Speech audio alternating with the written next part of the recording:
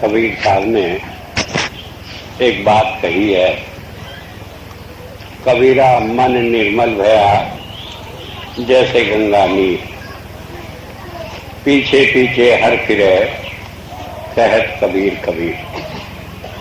तो इस बात को समझने की है, कहा कि अगर हमारा मन पवित्र हो जाए, कैसा पवित्र, जैसे गंगा की धार होती है। ये गंगा नहीं जो हम देख रहे हैं, जिसमें सारी गंदगी का खजाना भरा पड़ा है, बल्कि उस पवित्र गंगा की बात कही गई है जो शिव की जटाओं में आकर उसके नख से निकलकर इस संसार में बहती है। उस गंगा से मुराद है जो संतों के द्वारा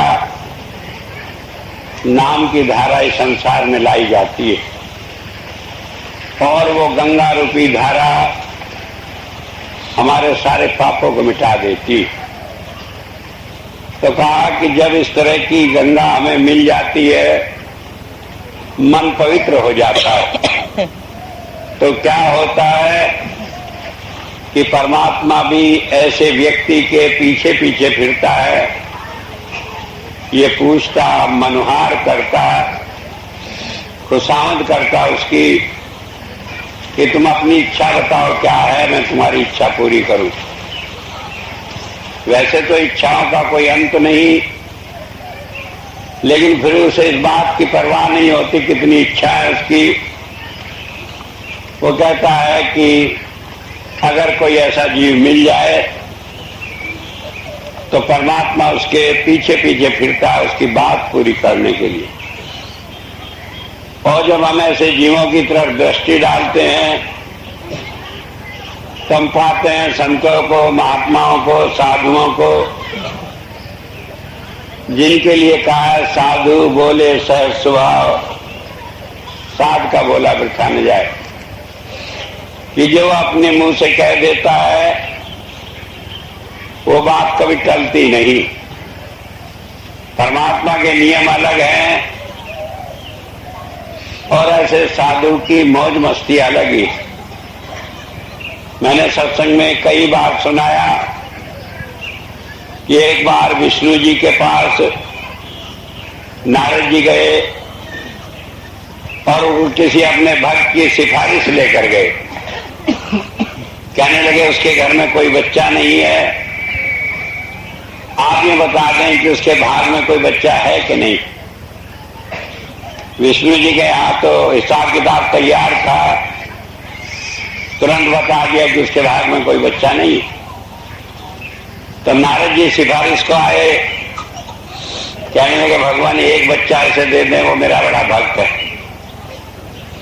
भगवान विष्णु कहने लगे नारद जी पागल हुए हो, जब उसके भाग में है ही नहीं तो कहां से दे दूं।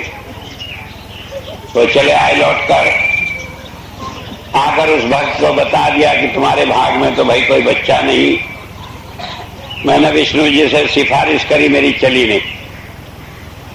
तो वो कहने लगा अच्छा, जैसी परमात्मा की इच्छा। कुछ दिनों एक महात्मा है, उनके यहाँ ठहरे, उन्होंने महात्मा जी का बड़ा स्वागत सत्कार किया। जब महात्मा जी जानने लगे तो कहने लगे बच्चा बोल, तुम्हारी कोई इच्छा हो। कहने लगे इच्छा तो कोई नहीं, परमात्मा का दिया सब कुछ है, लेकिन मेरे घर में कोई बच्चा नहीं, और मुझे इसलिए जरूरत नहीं कि मुझे अग्निमुख देगा या क्या करेगा, लेकिन मैं सोचता हूं एक बच्चा हो तो इस घर में ये परंपरा चलती रहे कि संत महात्माओं का सत्कार होता रहे। कहने लगे अच्छा। और उस फकीर की मौज आई, उसने लठिया ली और 3 लाइन खींच दी जमीन पर कि जा तेरे 3 बच्चे होंगे। ऐसा हुआ एक है, उसने ना खातिर तवज्जो की या कहीं और चक्कर में पड़ गया तो दूसरा नहीं तीसरा, तो कहा 3 होंगे। और उसके बाद एक साल के अंतर से 3 बच्चे हो गए। एक दिन नारद जी उधर से आए, कहने लगा सेठ जी ये बच्चे किसके हैं? कहने लगे आपके हैं, आपकी दया से हुए। कहने लगे नहीं, झूठी बात, मेरी दया से तो कुछ नहीं हुआ। मैंने तो विष्णु जी से ठोक बजाकर बात कर ली थी, उन्होंने बिल्कुल मना कर दिया था। ये बात क्या हुई? कहने लगे एक महात्मा आए थे, उनका प्रसाद है वो दया करके दे गए। अब नारद जी के पेट में मरोड़ हुई। कहने लगे मैं भगवान का इतना बड़ा भक्त, मेरी एक नहीं चली, अरे एक फक्कड़ बाबा 3-3 दे गए, एक एक की बात छोड़ दो। वो पहुंचे न भगवान के पास। कहने लगे उसके घर में तो 3-3 बच्चे खेल रहे हैं। कहने लगे नारद जी मैंने ही दिए, वो महात्मा ने दे दिया, उसकी मौज थी। कहने लगे तुमसे पूछा भी नहीं कि नहीं पूछा?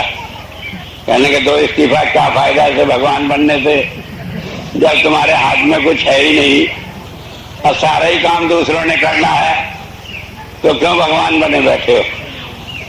अब भगवान बड़े संकट में आए, पीछा छुड़ाना नारद जी से मुश्किल हो गया। कहने लगे नारद जी मैं तो सुबह से बड़ी मुसीबत में पड़ा, और मुसीबत यह है लक्ष्मी जी के पेट में दर्द हो गया, बहुत परेशान, और उसका एक ही इलाज है कि कहीं से 1 तोला मनुष्य का मांस, जिंदे मनुष्य का निकाल कर ले आओ तो वो ठीक हो जाए। कहने के भगवान अभी लाया, घर से चल दिए, जाकर जिसके कहें कि विष्णु जी को 1 तोला मांस तुम्हारे शरीर का चाहिए। कहने लगे नारद जी चाहे सारा घर बार ले लो, लेकिन ये शरीर तो भाई कटवाया नहीं जाता, देखती आप किसी और से ले लेना, पैसे वैसे ले जाओ। वो सारा चक्कर काट कर पहुंच गए और विष्णु जी से कहने लगा आज ये कलयुग है, आजकल कोई सुनता नहीं। कहने लगे कहीं नहीं मिला कि कहीं नहीं मिला? कहने लगे अच्छा वो फकीर बैठा पेड़ के नीचे, उससे जाकर कहो। कहने लगे अच्छा उससे भी कह लेता हूं।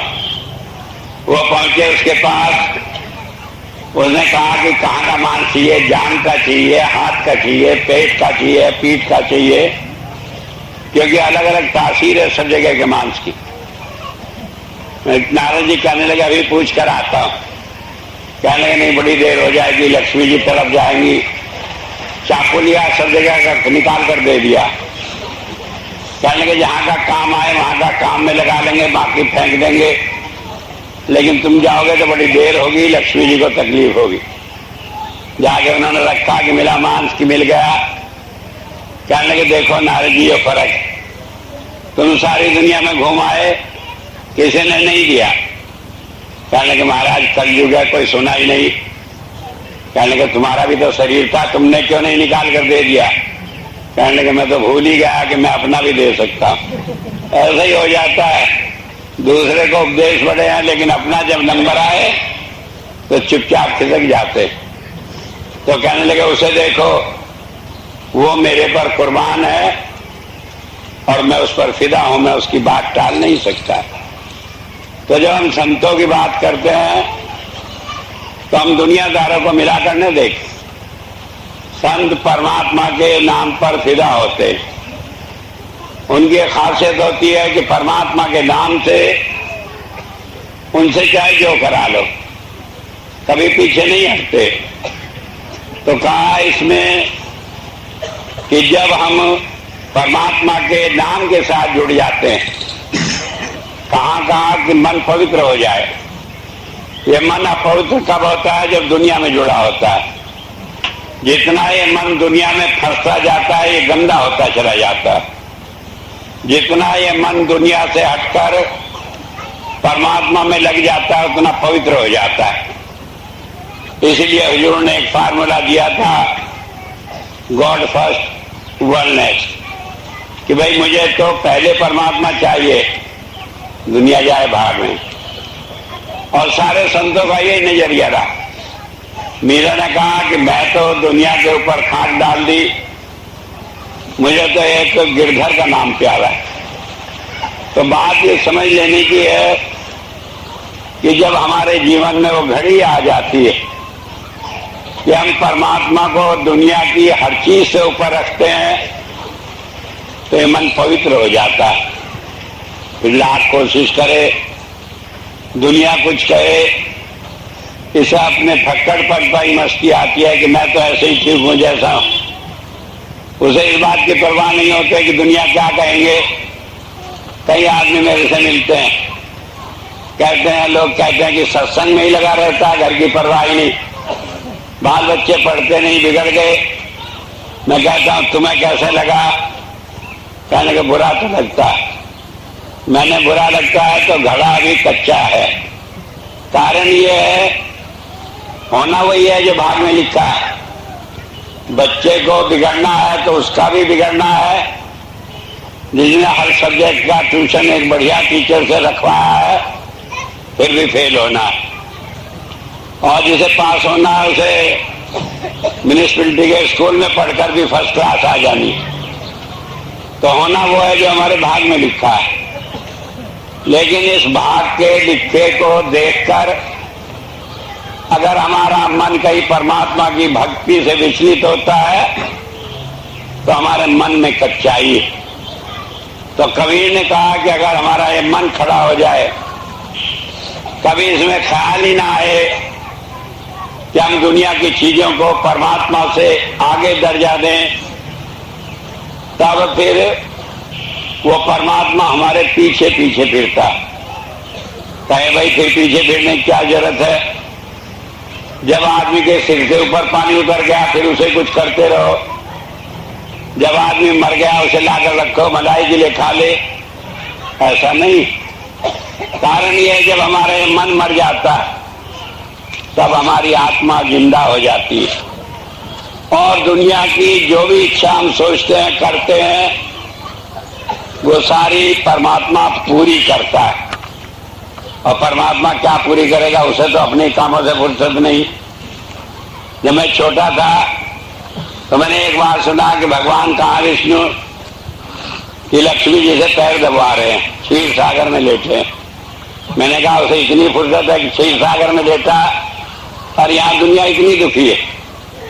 तो बात ये समझ लेने की है क्यों लेटा है वो वहां, कि उसने अपने कारिंदे संत को इस संसार में भेज दिया कि वो उसका काम करता है।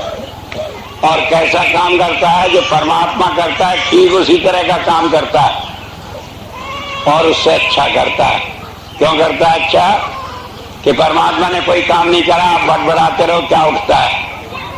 और संत ने कोई नहीं करा तो जाकर उसके सामने रोए गाए, 10 बात उसे सुनाया है, कुछ तो शर्म भी आ जाएगी, ज्यादा नहीं। तो इसलिए वो डरता है कि लोग मुझे तो मुंह पर ही आकर कहेंगे, और परमात्मा को कहीं भी कह लो उसे क्या फर्क पड़ेगा। तो इसलिए वो अच्छा करता है। परमात्मा आता ही मनुष्य शरीर में इसलिए कि वो जीवों को ज्यादा विश्वास दिला दे परमात्मा का। यहाँ परमात्मा से भी आप रूबरू बात करके अपनी मनवा सकते हैं और उसकी मान सकते हैं। तो बात ये समझ लेने की हम कब मनवा सकते हैं अपनी, जब हम उसकी मान ले। क्योंकि परमात्मा का वो रूप संत इस संसार में एक ही काम को आया है और वो काम है कि जो जीव इस संसार में दुखी हैं, परेशान हैं, जिन्होंने परमात्मा से पुकार की, उन्हें वो वापस परमात्मा के घर ले जाने के लिए आया है, दुखों से छुटकारा कराने के लिए आया है।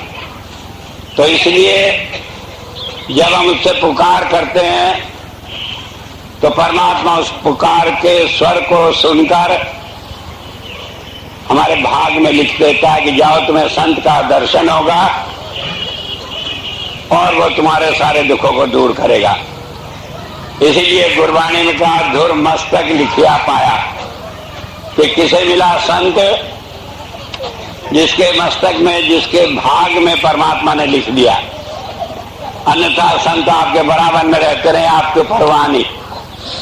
और जिसके भाग में लिखा है वो हजारों कोस से भी आकर संत की शरण में आकर अपने मन को उसमें लगाकर सेवा करके, भजन करके अपने काम को बना लेता है। क्योंकि जब परमात्मा ने इस आत्मा के ऊपर मोहर लगा दी इस बात की कि ये संत का जीव है, तो संत का और जीव का एक रिश्ता बन जाता है। फिर वो उसे ढूंढ लेता है, चाहे वो कहीं हो। जीव को ढूंढे या जीव संत को ढूंढे, ये बात दूसरी है। क्योंकि हुजूर कहा करते थे कि कई बार प्यासा कुएं के पास आता है और कई बार माली पानी भरकर बूटों को पानी देने के लिए आता है। तो इसी तरह संत अपने जीवों को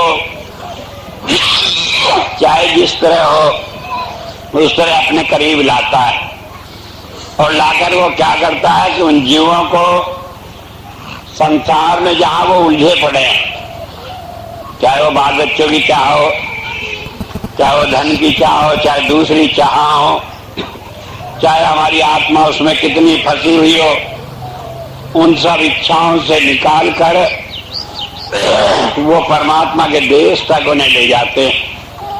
तो जो संत का कहना मानता है, उसके काम में सहयोग करता है, संत उसका कहना मानते। हुजूर कहा करते थे कि जीव एक कदम आगे बढ़ता है तो संत उसे 100 कदम आगे बढ़कर अपनी गोद में ले लेता है। लेकिन शर्त यह है कि पहले आप बढ़े। आपके बाद में लिखा था आपके लिए संत को प्यार हुआ, तभी सारा सिलसिला शुरू होता है। आज से 20 साल 25 साल पहले मैंने एक शब्द लिखा था तो उसमें कहा था कृपाल मुझे अच्छे लगने लगे, पाप अपने आप कटने लगे। तो जब हमें संत अच्छा लगने लगता है, जब उससे जुड़ाव हो जाता है, जब हमारा ध्यान उसके खिंच जाता है उसकी ओर, तो हमारे ये पापों का सिलसिला कम होना शुरू हो जाता है। तो इस बीच बात में एक रहस्य है कि संत क्यों जीवों को प्यार करता है। पहली शर्त है कि उसके मोहर लगी हुई है उस संत की, और दूसरी शर्त है कि वह संत की तरफ एक कदम बढ़ा ले, बाकी काम वो अपने आप कर लेता है। मैंने कई बार बताया, जैसे बच्चा होता है, माँ घड़ा सिर पर रखे, बच्चा जरा हाथ उठा लेता है, माँ उसे सहारा देकर गोद में ले लेती है। अगर नहीं वो हाथ उठाता तो रोता हुआ पीछे पीछे चला आता है, उसे कोई पूछता ही नहीं। तो बात ये समझ लेने की है, परमात्मा ने संत को बंधन में बांध कर रखा है कि वह जीवों को पुचकार कर, फुसला कर, चमत्कार दिखाकर या लोभ लालच में फंसाकर अपनी तरफ नहीं खींचेगा। एक बार जीव कह दे कि हाँ मुझे प्यार है, तो फिर काल को कह देता है जीव मेरा है, अब तुम्हारा इस पर कोई अधिकार नहीं। तो इसलिए बताया कि जब ये निश्चय कर लेते हैं कि गॉड फर्स्ट वर्ल्ड नेक्स्ट, तब वो हमारा हो जाता है और फिर हमारे सारे काम बनाता है। गुरबानी ने कहा जितने फल मन वाछड़े तितने सदगुर पास, कि जितने मन कोई कल्पनाएं कर सकता है वो सारी चीजें सदगुर पूरी कर देता है। अब इससे ज्यादा क्या होगा कि एक ऐसा व्यक्ति हमारे सामने बैठा है जो कहे तुम मांगो तो सही, तुम्हारी मांग पूरी ना हो तब कहना। लेकिन मुश्किल ये हम दुनिया में देखते हैं, बातें तो किताबों में बहुत लिखी हैं, लेकिन दुनिया में ऐसा नहीं होता। हर एक कोई कहेगा अपना अनुभव कि हमने तो मांगा था, हमें तो मिला नहीं, हमने तो ये बात कही थी, हमें कह दी थी तब भी पूरी नहीं हुई, हमसे तो बड़ा पक्का यकीन दिलाया था कि तुम्हारा एक काम बन जाएगा, तब भी नहीं बना, और बनने के बजाय और बिगड़ गया। शायद उनके पास ना जाते तो ऐसी बुरी हालत न होती। लेकिन एक बात ये समझ लें कि अगर संत आपकी सारी बात पूरी करता चला जाता है तो आपका मन फंसकर लालची हो जाता है और कीचड़ में, नर्क में ले जाता है। तो संत ऐसा उपाय करता है कि कोई एक इच्छा पूरी करके आगे आपके मन में दूसरी इच्छाएं पैदा ना हो। हम उस हद तक इंतजार कर ले जिस हद तक कहे कि मेरी तौबा बस इसी मांगने में थक गए, आगे दूसरी नहीं मांगेगी, क्योंकि एक मांगी, दूसरी मांगी, तीसरी मांगी, तो इसी मांगा मांगी में वही हाल हो जाएगा जो शिरडी के साईं बाबा का हुआ पड़ा कि सारी दुनिया क्या मांग के आऊंगा। एक आदमी था, गया एक बाबा जी के पास, बाबा जी खुश हो गए, कहने के बच्चा मांग ले कुछ। कहने के बाबा जी आप दे दोगे, पक्का यकीन है? कहने के हाँ दे देंगे। कहने के बस मुझे तो ये मंत्र दे दो कि अगर किसी की हड्डी देखूं तो मंत्र पढ़ दूं तो जिसकी हड्डी है वो जिंदा हो जाए। कहने के कम वक्त क्या मांगा, कोई ढंग की चीज मांगता? अरे मान लो तो मर गया तो अपनी हड्डी से अपने आप तो जिंदा करेगा नहीं, और दूसरे हो जाए तुझे फायदा क्या होगा? कहने के ना बाबा जी बस यही दे दो। तो एक बात है, हम संत के पास जाते हैं, वो कुछ दे भी देता है, हमें लगता ही नहीं दे दिया। उन्होंने कहा कि अच्छा जाओ यही हो जाएगा। कहा भाई हड्डी इकट्ठी करो, उन पर पानी छिड़को, ये मंत्र पढ़ देना और वो जिंदा हो उठेगा। अब वो आदमी चल दिया, सोचा कहीं बाबा जी ने बहका ना दिया होगी टालो से बला को। अब मैं घर गया, करो गया, फूंक मारो गया, कुछ हुआ ही ना। तो जंगल में जा रहा था, सोचा जरा ट्राई कर लूं, तो वहां कहीं दो हड्डी मिल गई, उसने ली, पानी छिड़का, मंत्र पढ़ा और शेर की हड्डी थी, शेर खड़ा हो गया जिंदा। और आगे आप समझते क्या हो, उसने उसे फाड़ कर खा लिया, आदमी को मर गया। तो समझने की बात यह है कि मन वो जालिम शेर है कि जब इसे जरा भी मौका मिलता है ये जीव को नरकों में ले जाता है। तो संत हमें देता है लेकिन इस मन के चंगुल से छुड़ा कर देता है। ऐसा नहीं देता, देता है और बिना मांगे देता है।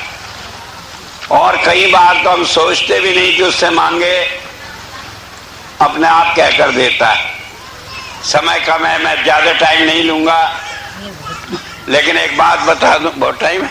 अच्छा, मैं बता रहा था कि मेरे साथ एक बार एक घटना घटी। मैं नौकरी में था, मेरा ट्रांसफर हरदोई को हो गया।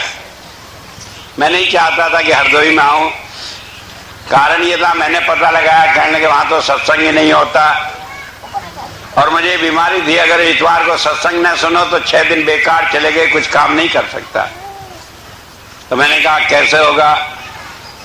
लखनऊ आया, बड़ी कोशिश की, इतनी कोशिशें करवाई ट्रांसफर रुकने की, लेकिन नहीं रुका।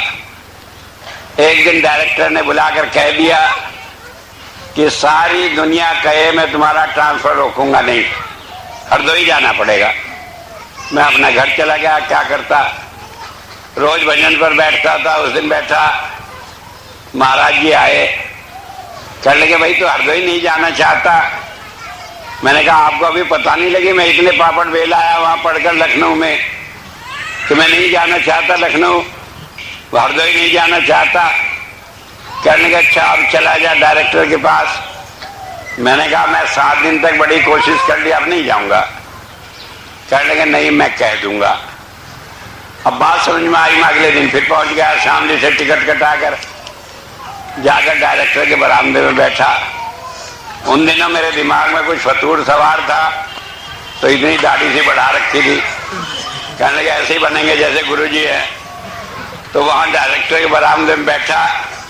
वो आया, 10 बजे अपने दफ्तर में गया, अंदर जाकर कहने लगा ये आदमी आज फिर आ बैठा, बड़ी मुश्किल से तो टला था।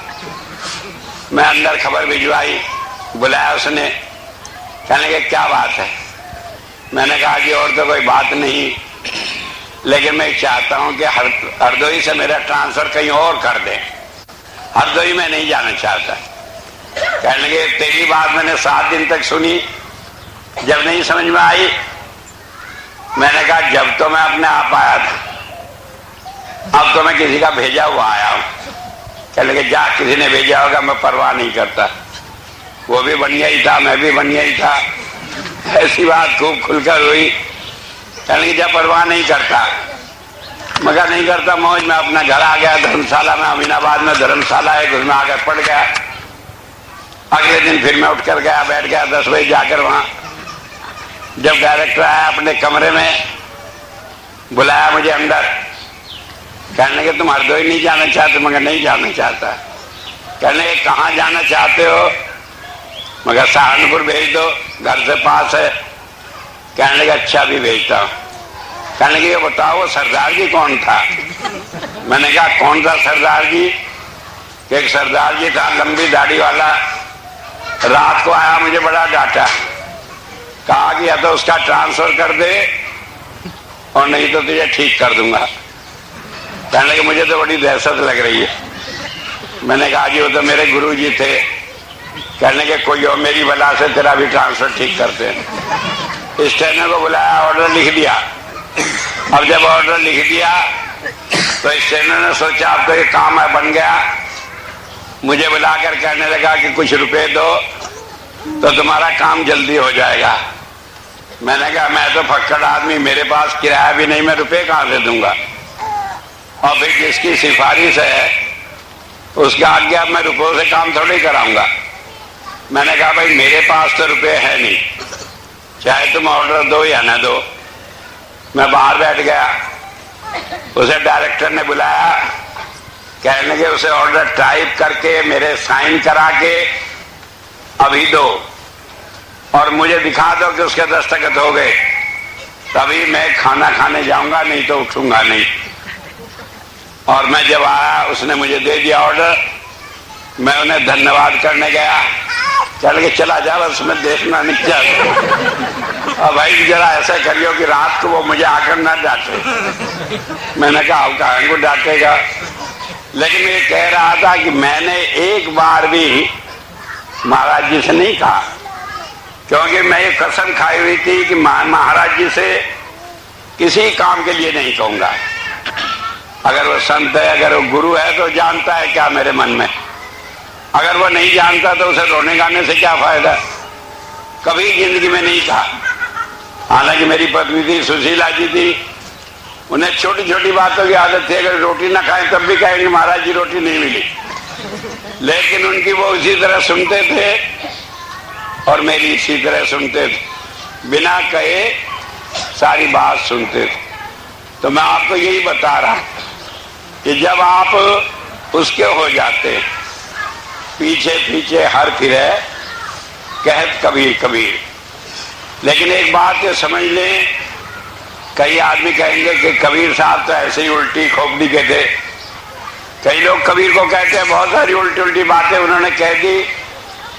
अंधा कुआं गगन में जिसमें जले चिराग, कहने लगा आसमान में भी कहीं हुआ कुआं होता है, उसमें चिराग जल रहा, कहीं कुछ कह दिया तो लोग समझ ही नहीं पाते। तो लोग समझते हैं शायद कबीर ने ये भी कोई ऐसी बात कह दी हो, लेकिन ये बात वेद में भी कही गई है। वेद में 4थे अध्याय में 17वें सूक्त में 15वें मंत्र में कहा है, 3 अक्षर है उस मंत्र में, 80 कन्या। 80 कन्या कहते हैं घरेलू नौकर। वो घरेलू नौकर जो होता है जो आपके सारे काम करता है। और कहा यजमानो, यजमान कहते हैं साधक को। आप जानते हो यजमान जो हवन करते हैं, जब यजमान बनता है, जो साधना करता है न होता, कि संत जो है उसका घरेलू नौकर है, सारे काम करता है। घरेलू नौकर ऐसा होता है जो बड़ा ट्रेंड होता है। मुझे याद नहीं कितना को मालूम है, नेहरू जी का एक घरेलू नौकर था, हरि उसका नाम था।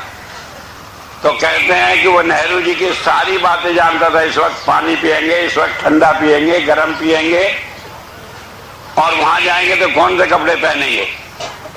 और विदेश में जब वो जाते थे तो वो वहां भी साथ जाता था। और जब कहीं दावत बड़ी बड़ी होती थी तो उसमें पहले वो पास कर देता था, तब नेहरू जी उसमें से भोजन करते थे। सारा कुछ उसी के हाथ में और सारा कुछ उसी की देखभाल में। अगर कहीं ऐसा ही काम हमारा हो जाए कि वो परमात्मा हमारी सारी संभाल करने वाला हो जाए, फिर हमें परवाह नहीं, सारे काम अपने आप ठीक होंगे।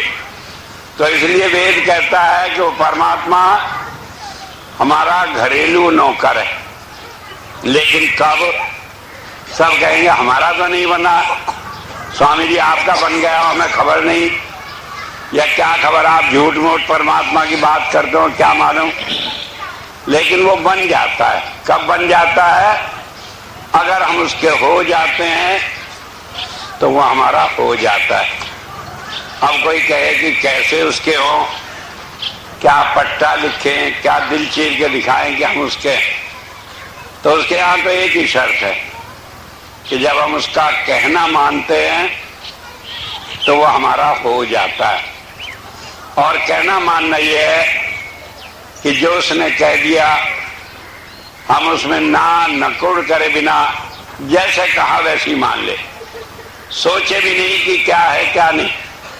मैंने कई बार कहानी सुनाई सत्संग में, जब थे गुरु अमरदास जी महाराज गद्दी पर, तो उनकी बहुत सारी संगत थी। सारे आगे पीछे फिरते थे कि हुजूर कुछ हुक्म बताओ, कुछ सेवा। अब वो कहने लगे सारे इतने सत्संगी हैं, खबर नहीं इनमें कौन अच्छा कौन सच्चा कौन झूठा। एक दिन कहने लगे अच्छा सेवा बताते। हुक्म दे दिया कि जाओ सब छोटे छोटे चबूतरे बनाओ और उन पर बैठकर भजन करेंगे लोग। अब सारे चल दिए, फावड़ा लिया, टोकरी लिया, जाकर बनाए। गुरु साहब देखने आए, कहने कि ये भी खराब, ये भी खराब, ये भी खराब, सब ढा दो। ढा दिए, बार बार बनवाते रहे, ढहाते रहे। 15 बार जब हो लिए, कहने के यहाँ की तो जमीन खराब है, दूसरी जगह चलो। कुछ जो मेरे जैसे होशियार आदमी थे, अकल वाले, वो कहने लगे गुरु साहब गुरु बन गए, नहीं यूं भी खबर नहीं यहाँ की जमीन खराब है। कहने लगे ये गुरु कुछ नहीं। दूसरी जगह गए, वहां बनवाते रहे। थोड़ी देर बाद बार बार छुड़वाए, कहने लगे यहाँ की मिट्टी खराब है। अब एक आदमी कहने लगा गुरु साहब की तो अक्ल सच्ची आ गई, 60 से ऊपर हो गए। अब इनमें कई समझ ही नहीं, कभी मिट्टी खराब है कभी जमीन खराब है। तो सारे आदमी छोड़कर चले गए, एक आदमी रह गया। वो उसके पास पहुंचा, कहने के भाई क्यों चक्कर में पड़ा, इनकी तो 60 से ऊपर उम्र होली, इन्हें कुछ समझ नहीं, सठिया गई। तो आदमी रो पड़ा। कहने के एक दुनिया में गुरु तो ऐसा था कि जिसे अकल थी, अगर उसी की सठिया गई तो भी ठीक किसकी रह गई। कहने के अगर सारी जिंदगी भी कहे तो ऐसे ही चबूतरे बनाता रहूंगा, तोड़ता रहूंगा। गुरु साहब आए, गले से लगा लिया। कहने एक आदमी है कहना मानने वाला, गुरु साहब के जमाने में एक होंगे, लेकिन मैं इस एक को लेकर संतुष्ट नहीं हूं, क्योंकि मैंने तो जिस दिन ये काम संभाला था उस दिन हुजूर से ये वायदा लिया था कि जो जी मेरी साथ जुड़ा है वो सचखंड जाएगा, और सचखंड जाएगा तो कहना मानने वाला भी होगा, तभी तो जाएगा ना। तो इसलिए मैं चाहता हूं कि आप इन सारी मुसीबतों से बचने के लिए कहना मानने वाले बने। और उसके ऊपर भी मुसीबत आती है और आपको गुस्सा ही आता है तो अपने मन में एक दफे कह ले, कहने की खबर नहीं गुरुजी कैसा है, हमारे तरफ ध्यान नहीं देते, लेकिन रखें अपने मन में ही, बाहर ना आने दे, क्योंकि वो हमारे मन की जानता है। वो जानता है इसमें विश्वास पैदा हो रहा है, वो उसमें विश्वास पैदा करेगा, काम करेगा और आपकी जितनी शंकाएं हैं उन सब का निवारण करेगा। तो 100 बात की एक बात है कि आप कहना माने, तो कलयुग में यही एक सहारा है जिसके सहारे आप उस स्थिति को पहुंच सकते हैं जिसमें आदमी परमात्मा बन जाता है, आदमी संत का रूप बन जाता है, आदमी अपने लक्ष्य को प्राप्त कर लेता है, उसे फिर इधर उधर भटकना नहीं पड़ता, आवागमन में आना नहीं पड़ता। और ये बात मानना बड़ा आसान है अगर आप थोड़ी देर गुरु का यकीन कर लें, और ये बात माननी बड़ी असंभव है अगर आपको गुरु पर विश्वास नहीं आया। तो एक बात समझ लेने की, अपना विश्वास दृढ़ करके रखें। और मैं ये नहीं कहता कि वो ऐसा दृढ़ विश्वास करके रगड़ा देता रहेगा, सारे काम आपके बनेंगे, लेकिन एक बात समझ लें, जब तक हमारे दिल में गलाजत भरी पड़ी है, जब तक हमारे दिल में दुनिया की चाह बनी पड़ी है, तब तक ये राम नाम का बूटा फलता नहीं। इसके लिए चाहिए वही पानी राम नाम का, और इसके लिए चाहिए वही वातावरण कि हम गुरु का कहना माने और उसके कहे में रहेंगे, तो हम देखेंगे कि हमारे सारे काम भी बनेंगे और हम मोक्ष भी प्राप्त करेंगे। हमें इस दुनिया में कोई परेशानी नहीं होगी, दिक्कत नहीं होगी। इतनी बात कहकर ही मैं अपनी बात को समाप्त करता हूँ।